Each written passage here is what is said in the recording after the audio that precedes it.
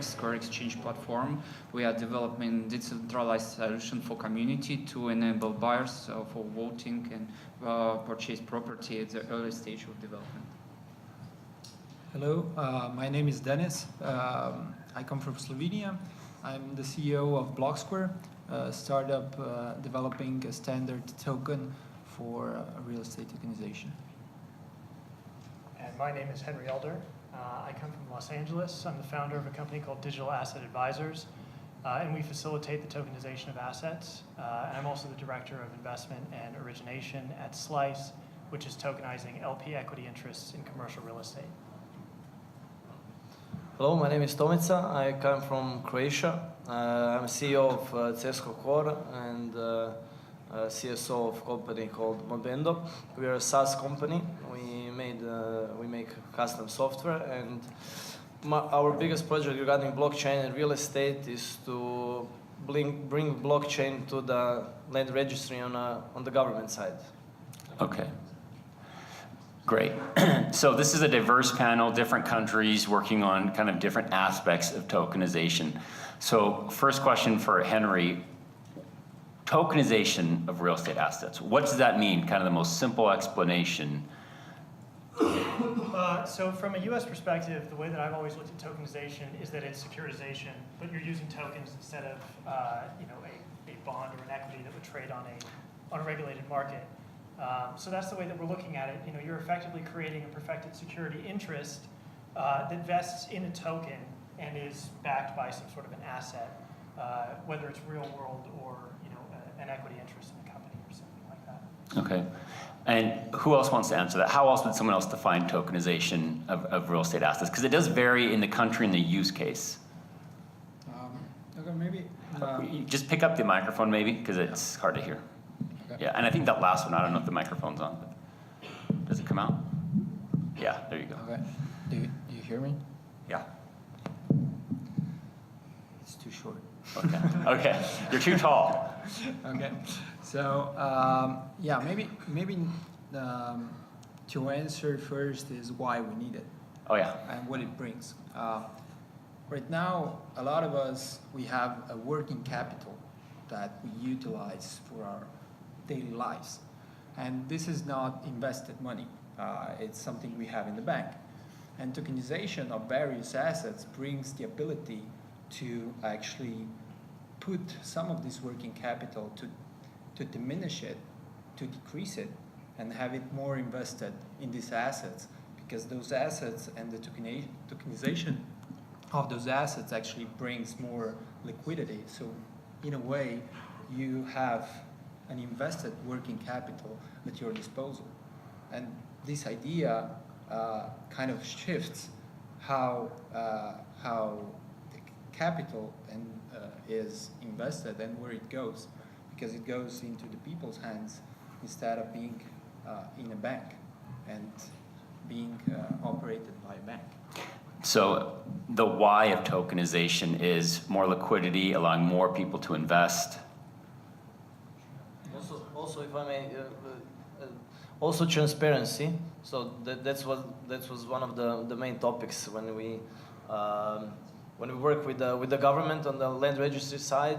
One of the main topics is to attract investments, yeah, to attract investors to invest in real estate in a specific country. And the biggest topic is the transparency. If the owner who says is the owner is the real owner, and if this ownership can be traced and transferred in a transparent way, a legal way. Yeah. So transparency. Other reasons why you would tokenize a real estate asset? We are tokenize real estate asset and real estate square, as I told, to enable final buyers to purchase real estate property at the early stage, because this is a very global market, and tokenization give a vehicle for buyers to buy 1 meter, 2 meter, or flat all over the world, and this is a new this is evolution of crowdfunding, I think. Excellent. Next question is, why use blockchain to do this instead of something else? What's unique about blockchain tokenization that you can't do it any other way, or can you do it another way? You could potentially do it another way, but in terms of why you would use the blockchain instead of traditional markets, the blockchain has created this incredible decentralized marketplace where instead of traditional capital markets where you go through a whole series of middlemen, you have this decentralized trustless protocol that is effectively automating and outsourcing a great degree of the work that you previously had these intermediaries doing, right? A blockchain is, at its core, a decentralized ledger, right? And if you wanted to trade public equities, typically you have to go through clearinghouses, and you have to use brokerages, which facilitate the trade. They facilitate the trade, and they also update the ledgers for these public companies. But now you have, this third-party decentralized system that's performing these actions already, right? And so you're able to outsource some of that work to the blockchain. You're also able to outsource some of that risk. It's an infrastructure, right? I think later on we'll probably get into the fact that some of the infrastructure to better facilitate the tokenization of assets doesn't fully exist yet, but the blockchain itself is an infrastructure that can replace some of the more inefficient infrastructure that exists today when it comes to trading securities that already exist in their traditional format. Yeah, that infrastructure is, I think, the key word. Absolutely. Oh, yeah. Absolutely. Okay. Anyone else want to answer why blockchain? Yes, this is very interesting questions. We use blockchain because we know that technology of smart contracts, we can implement business logic of creating buildings and for connected to token, and token holders maybe will have rights to control funding, and this is very interesting because pool of customers can control funding of construction process via system of oracles, auditors, and it's very transparent and useful. Excellent. Yeah. Also, maybe just to give an example. So in Croatia, when a person buys a property, so they sign the agreement, the contract, they have to bring the contract physically to the notary's office. The notary has to notarize it. Then that contract, the person who is buying or selling has to bring the contract to one government agency. There are actually two government agencies you have to bring the contract to. After which you have to also bring it to the tax office yourself and go through that. And that whole procedure takes a lot of days. Government agencies, they work mostly from 9 a.m. till 2 p.m. So they made the timing perfect for working people that they can also do other stuff. And also, so one implication is definitely the speed of the whole transaction. Yeah. So if you could do this on the blockchain with two parties, peer-to-peer, or with another, let's say, government or notary office that authorizes this, the point being is just to increase the speed of the transaction. Yeah. Excellent. Speed of transaction, a reason for blockchain. Denis, you guys are doing something interesting. Maybe share kind of your approach, which I think is different than some other ones. Well, what we're offering here is a standard token that can be utilized by real estate companies around. The value proposition is to have an open source standard that can be easily compared between different legal jurisdictions around, but having the same standard like the ERC20 standard that we have for ICOs, and we know how to use it. We are proposing an extended ERC20 token type that holds information regarding a certain property and can be and always issues the same amount of tokens So you always know what's the percentage of your ownership in a certain property, for example. Now, this way creates a standard that every user, every end user, investor can easily recognize and understand what it's buying. Because if we have a lot of different tokens representing real estate, and some have 10 million tokens, and then you have 1 million tokens, and you have this wallet, this blockchain type, and that's going to happen. And a few standards will probably be utilized more than the others. So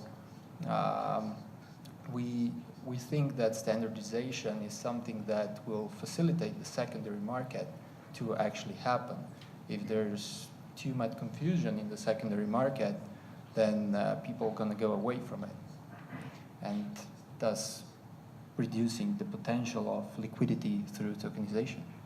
Yeah, so standards has been a big topic today, and I think by having, blockchain is a universal standard. So instead of each country, how should we do this? If everyone just agrees, well, let's use this blockchain or that blockchain, that's already a set of standards. But Henry, I think you were going to add. I actually agree, and I kind of wanted to underline that point. The importance of creating open source standards in this market, that is one of the absolutely vital keys of creating this infrastructure that we need for this to become a reality. Because if you have a whole bunch of fragmented, siloed solutions, it discourages innovation, right? It's much more difficult because why would you build for this solution when one of the other 100 solutions may end up being the standard, right? And so open sourcing a standard that everyone can use is not only true to the ethos of blockchain as it originally was envisioned, but it's also an incredibly important step for creating widespread adoption and fostering innovation. Excellent, well said. So my next question, and whoever wants to answer this can, what is the legal status of a real estate asset token? So what is the legal status? Is it and it's going to vary by your country, but is it illegal? Is it legal?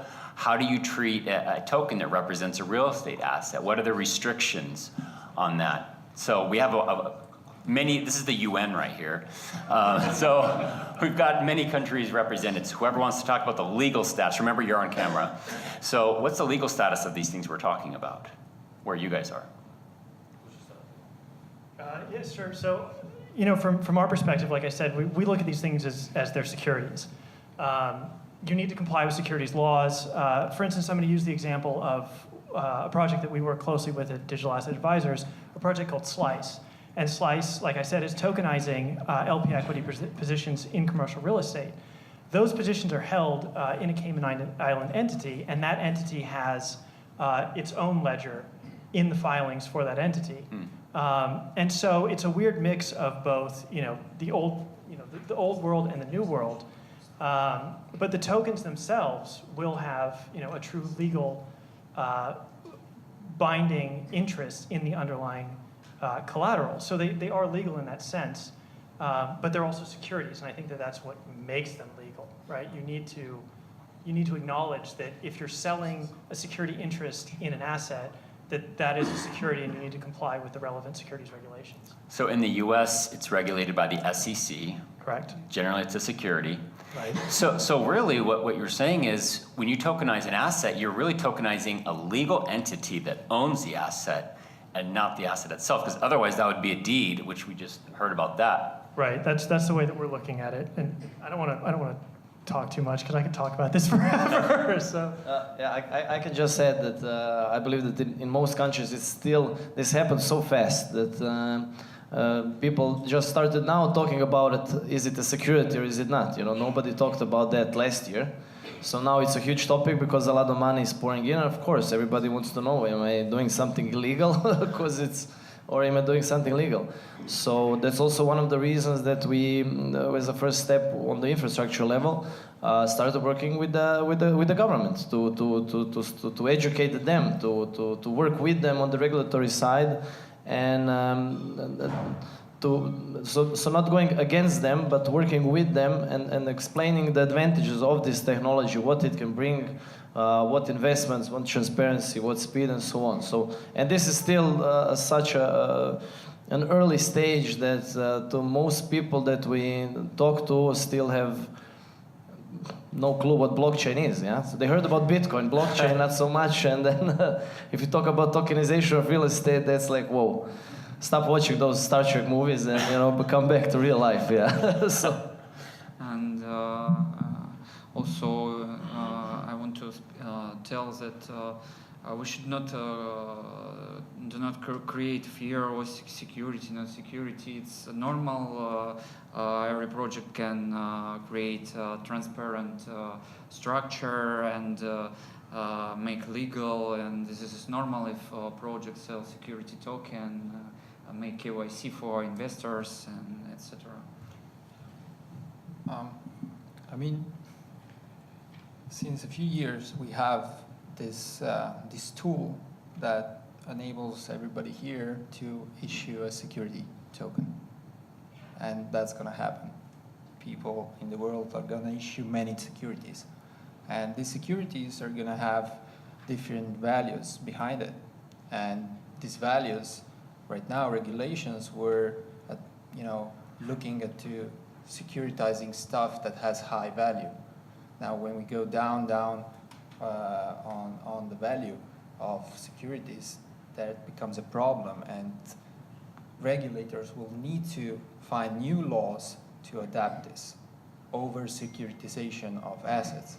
Let's say it's kind of like I told you before we were talking is. There was, the first car that came to the road, and there was so many carriages around with horses, and it was kind of illegal for that car to move around. And then, in a few years, there were so many cars that it was illegal to move around with the horse. So, but in those years, the streets were wider, and maybe it was a different technology that allowed those cars to move around, and that's what we're waiting right now. We are too early at this stage to understand what we actually need, but we need to build roads so cars can move around, and that's basically it. So good variety of opinions. So it's basically, there's existing laws that you just comply with, yet we might need new laws because this is quite different, like horse versus car. They're both on the street, but they're different. And so this is a combination of just comply with what you understand and know, but that may not be sufficient in certain countries because it's new, and maybe there's a gray area in certain places. So it's tough, but that's where the opportunity is, right? Yeah, and it's fascinating to think also about so one of the things that first attracted me to Bitcoin is that Bitcoin is one of the only digital ways that you can actually hold value personally, right? Money that's held in a bank is basically in the custody of the bank, right? Stocks that are held on a brokerage account are in the custody of the broker. It's very difficult as an individual to actually hold and own your own value. Yeah. And so if you start moving securities to the blockchain, well then once again, now you have individuals who are actually holding ownership of their own securities. And like you said, what is the regulatory environment that we start to create around that, right? Because you no longer have these centralized custodial entities that you can regulate quite easily. Now you have a bunch of individuals who are owning their own things, and what are the liabilities there? What's the it's crazy. I mean, so I think we're so early. There's just so much stuff to be solved still. So I think the lawyers are going to benefit the most out of all this. Well, they always do. They always win. Doesn't matter what the technology is. So be a lawyer, don't be a blockchain developer. My next question is, who benefits the most from this, and who might be harmed or damaged from tokenizing real estate? Who benefits and who maybe doesn't? Well, I think probably the biggest benefit is, if I apply to what Henry said, people get ownership in their own hands. That means that people can exchange value directly, peer-to-peer, and it's people that get the most out of it. of course. And I think in the end is all those custodial corporations, they are in a loss because they're not needed anymore. And one of those is also banks.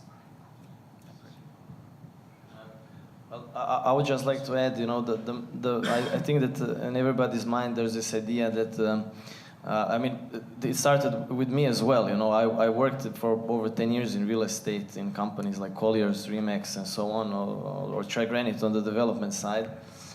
And so when you're talking about blockchain, you're talking about taking out the middleman, yeah? And the first thing that when you talk about middleman is those brokerage companies like CBRE, JLL, and so on. And I believe that they are really, you know, I wouldn't say scared, but they really look at this topic closely. But what I would like to say that it doesn't have to be, let's say, one way or another. It's just an opportunity also for those types of businesses to change, in a way, the way that they did business. Okay, so the value add of those businesses is actually, I mean, I don't want to talk badly about those businesses, yeah, since I was in that system as well, but in a way withholding information, yeah. So if I know something and you don't know it, it has some value, and I'm willing to sell it for you for some amount of money. But what these companies can still, I believe so, with the transparency of the blockchain and with tokenization and everything, they will still for sure have an added value. I don't believe that they will just vanquish overnight. They have a lot of knowledge, a lot of years, decades of experience. But I would really like to see them really open up to introduction of not only blockchain as a technology, but also the way of thinking about it and thinking about money and real estate and transactions. Yeah. So yeah. Good. Yeah, blockchain sort of billed as the great disintermediator, right? And so people look at those sort of juicy targets, the brokers and the other intermediaries, and they say, well, they're going to be disintermediated. You know, get ready to lose your jobs. And I don't think that's true at all, actually. So JLL, get at me. But, you know, so brokers, there will always be a place for specialization of knowledge, right? Brokers take a portion of the value chain and they become very good at it, right? And they allow, specifically in real estate, right? Brokers allow property owners to focus on the actual operation of the property. And so you go to your broker, your investment broker, to go facilitate the sale because they spend their time building a huge Rolodex of buyers and sellers so that they can ensure that they can create a market and get you the best price. The same thing with a mortgage broker, right? If you're building a property or you're managing a property or you're operating property or a portfolio, right? That takes up a lot of your time. That is not a full-time job. That's 10 full-time jobs.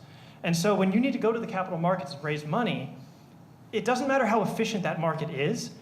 There's still going to be an individual who knows exactly what the terms are of that capital market at that time and who can get you the best terms and create the best market for your property. So I think that it will make a broker's job more efficient and it may change the role that they play, but they are not going to go away. Yeah, that's... Anyone else want to add? I think that in our project and our team, we believe that the best winners will be final buyers which will vote, and mechanism of tokenization and crowdfunding focused on final buyers which can vote and development corporation will see their choice, what property they want, what architecture they want, and this is decentralization, and this is very very interesting vector. So the end user that have more choice. Yes. Okay. Yes. So these are all positive things. So generally, yes, these middlemen will have a diminished role, but their role will actually change, not go away. This is philosophy of freedom for final buyers. Big corporations should see what final buyers want. and then make decision what project to sell. This is freedom. Freedom of choice. Okay, so we've been pretty positive about this topic, but let's be negative and critical and think about what's wrong. So what's the biggest risk? Let's say I own real estate and I go to one of you guys and I say, I love your company and what you do, but what's the worst thing that could happen to me if I tokenize my real estate asset? And don't say nothing, because I know there's risks. I think that maybe you forgot your private key. If you lose your private key? Yes. Okay, what happens if you lose your private key to your token? Well, it's obvious for now. From your Ethereum wallet. Yeah. Well, I think there's a high chance and high risk for fraud in terms of duplicated tokenization, and that's something that we don't talk much.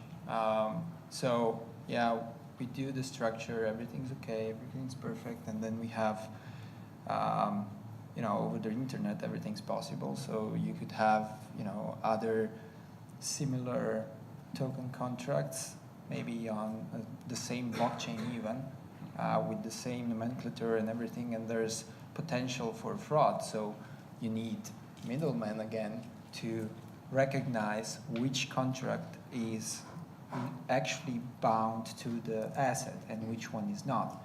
And this is, I think, the biggest risk for the investors, for those that buy the tokens representing an asset. So fraud. Yeah, from my perspective, probably one of the biggest issues that's facing us right now is, this is effectively a capital market, right? You're tokenizing this entity, this asset, in order to raise money. And the worst thing that could possibly happen is that there's no demand, right? You go through all of the pain, all of the time, you tokenize this thing, and people are like, I'm not really interested in your house in Wisconsin, And so that is something that we will see answered over, I think, the next 6 months. Especially right now, there is an ICO in the United States called Property Coin, and they are tokenizing a residential fix and flip fund, right? They are raising, I think, $50 million to go out and buy residential properties, fix them up, and then sell them again. And the demand for that particular product, I think, will basically educate our views on whether or not the demand is there for these security tokens in general that are linked to real estate. Because we've seen this incredible demand for utility tokens, right? But part of that demand comes from the fact that utility tokens are an unregulated Wild West of 10Xs and moonshots and Lambos. And the types of investors who we've seen to date like that, they want that. And as we move into a securities realm, the types of investors who are interested in those are not necessarily the same individuals, but we are still in those early stages where we're creating the infrastructure for those more institutional, more mature investors to come in, but it's not quite there yet, right? So you have family offices filling the gap right now, but the family offices also sort of seem to be interested in that Wild West utility token space. So from my perspective, the biggest danger right now is whether or not the demand materializes, whether it goes from utility tokens to security tokens. Yeah, we haven't crossed that chasm yet. Yeah. Yeah, so I would say the biggest threat, in a way, it's still trust, since it's such an early stage in the market, and we still haven't seen any of the bigger players getting their skin in the game. Let's say those traditional players, real estate companies. We still haven't seen them, at least not even, back some other startup or some company or in any way possible. And I think that is. That would be the let's say maybe logical next step, or maybe a good next step is for them to get their skin in the game, and in a way for people who still don't own or never did own any Bitcoin, Ethereum, whatever. I believe that there's a lot of them, and a lot of them are still waiting for the bigger players to say, "Okay, guys, okay, kids, it's okay to buy." And I don't know, hopefully we'll see this maybe this year, maybe next, yeah. Okay, let's go to some audience questions, see if there are any from you guys. And if not, I got a lot more questions. So, could you explain more in depth about this transition from utility tokens to security tokens? Because in the hall, I talked a lot about utility tokens, but as soon as I talk about security tokens, the discussion was set. so can you guys, when they ask a question, just repeat the question for everyone, whoever answers it first, so everyone knows? Sure. So the question was basically, can we go into more depth in this transition as we go from utility tokens to security tokens? Absolutely. So, I was talking a little bit earlier about how the blockchain is its own infrastructure and it's replacing a portion of the infrastructure of existing securities issuance, right? But there is a whole other facet of that infrastructure that still needs to be built out, right? We don't have custodians, or one of the biggest keys to that puzzle is typically large institutions don't actually hold their equities on their own balance sheet. They're held by a custodian, and that allows them to basically offset some of the risk of holding those equities themselves. And so as you start to securitize assets, well, that issue still remains, right? Individual investors, they can hold things on their balance sheets, but a lot of large institutions cannot. And so you need these custodians to step in and understand the security issues, the unique security issues around blockchain-based tokens to start taking on that sort of risk. That's one step of it. I guess there are several other, but I don't want to take up all the time. But if you'd like to chat more about it outside, I'd love to go into more depth. Anyone else want to answer that? Henry did a great job. Okay. Other questions, please? How far out do you think we're going to see these security platforms, the exchanges? Right now, all we have is utility because there's nobody that can sell the securitized assets. They don't pass the Howey test. So you have like T0 coming out, for example, some of those. How far out do you think we are? I mean, that's probably a big factor in that we're not seeing this institutional money come in because for the moment, there's no liquidity of it, You're kind of stuck with your token. So, that's probably the biggest setback from the security. How far out do you think we are? So how far out do you think we are to this security token? Well, I think that the liquidity problem is mainly in related to market depth of how much buyers you have on the other side. It's not so much on the protocol you're exchanging with. So if that's a decentralized exchange protocol that has enough buyers on the other side, I think that's good enough. So I do think that securities will pump more innovation into that sector of decentralized exchange protocols rather than centralized ones, just because of the fact that the market will push towards creating securities more than actually creating exchanges for those securities, because the regulators will go to those exchanges and they won't have the answers for them at this stage. So maybe it's more in this direction, I think, in the centralized. Yeah, it's a very good question, and you're absolutely right that's another important piece of the pie, right? And T0 has been building out their solution for a little while. Open Finance Network is one that I would actually keep an eye on. Open Finance Network already operates as an alternative trading system in the United States and has been facilitating the trading of private equities in the past and crowdfunded, equities, that type of stuff. And they moved into the blockchain space a few months ago.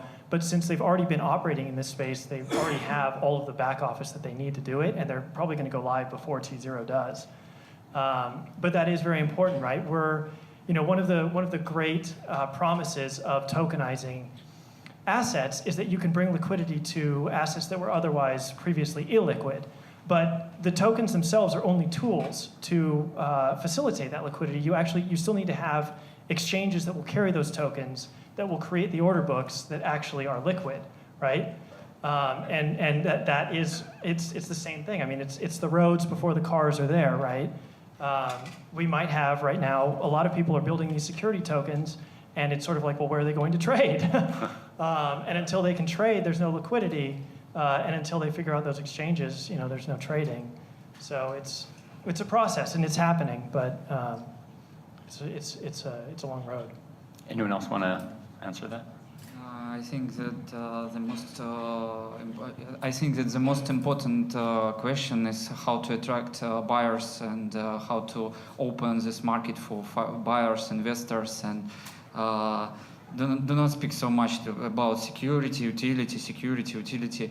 Let's think about how make this market liquidity, to open it for everybody, for buyers, and that's why we together made this and make this project real. That's why. Yeah, I would just like to add that it's also a big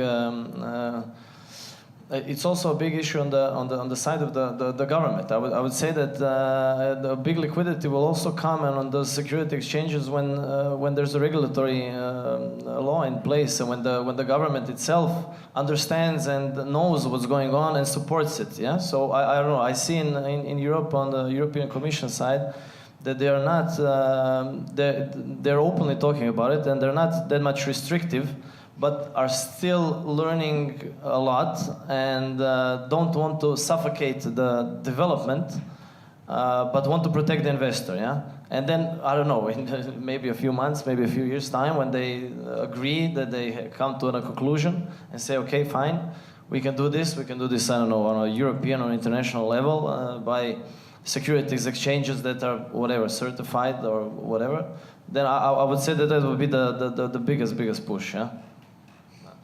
We have just a couple of minutes left. Other questions? So it looks though like this idea of tokens in the real estate space, though, whether it be a securitized token or otherwise, really seems to be oriented around commercial property, right? Like it seems that you have to have a certain volume of property to securitize it. Like I can't imagine taking my own home and deciding to issue a security token on it, a securitized token, open it up to the marketplace and the democratic freedom that I want, and now everyone starts trading, and I can. So, like, it appears that this is really a problem that continues to address predominantly the commercial space. And this is what I'm trying to understand. It seems that that's where everyone's focused right now, is on people who either have large holdings, are in the development space, or they're in this commercial play. People with portfolios, not every individual is going to participate at this point. So is real estate tokens, it seems to be only focused on commercial properties, big portfolios, kind of why is that? And is there a space for just the one home, the one flat? And why or why not for any of that? If you're a homeowner and you want to tokenize your property and sell it for final buyers, you can go to a platform and write agent agreement, and company will issue a token for you and make AML and KYC and accreditation for investors. It's okay. Right, but that's a huge impediment. But the last one. Well, no, but that would be very difficult. If I have to become KYC compliant, AML compliant, and all these things for getting investments in my house, I'm never going to do it. But you would have to do that if you went to the bank anyway. If you went to the bank, you'd have to present all your documents. And I think because of the loan amounts, they're so small, to try to tokenize, to go through all that, like he said before, for a $100,000 loan, you can just go to a private money or a hard money lender and just get, for a small amount. Are you based here in Europe, or are you in the US? I'm in Canada. You're in Canada, okay. Yeah, so it's interesting because from my perspective, there's actually been too many blockchain projects that are trying to tokenize houses in the United States. That's where I've seen a lot of focus. And I'm frankly not bullish on those projects. And the problem, once again, is one of demand. I don't think that there will be a lot of market demand for just a random individual's house. It's not a cash flowing investment. It's not a good investment, to be perfectly honest. There's no diversification. It's a very poor risk profile. So I'm not too bullish on those. I think the commercial real estate aspect of it is much more interesting. It could, however, provide an additional capital formation function for companies that are issuing mortgages, and instead of selling them into traditional capital markets, they could tokenize a pool of the mortgages, and then you get that diversification, then you get the better risk profile. And I see how that could work also if you're a developer and I'm developing a new subdivision, I would tokenize the subdivision. There might be a small market that emerges from that internally, which is essentially what I think the Squarex platform essentially is doing. Yeah, and it's also similar to what Slice is doing, where we're actually working with the developer in New York, and we're tokenizing a portion of their capital stack, basically allowing international investors to invest in this project as an LP equity investor. Okay, we're out of time. Anyone want to give a final comment on that? Let's give this panel a round of applause. I also, Ragnar, I want to thank you for putting this on and keeping the focus on the infrastructure, because it's incredibly important. And a lot of conferences we go to, there's a lot of a pie in the sky sort of, these are all the things that we can do. And it's great to be somewhere where there's the focus on actual solutions for these infrastructure issues. Thank you. I'm glad I invited you. And we also want to say a big thank you for you, because we together we create different solutions, which will have a perfect work together. It's a new vision of real estate ecosystem, Tokenized, and thank you very much. You're welcome. Thanks for coming. Thank you.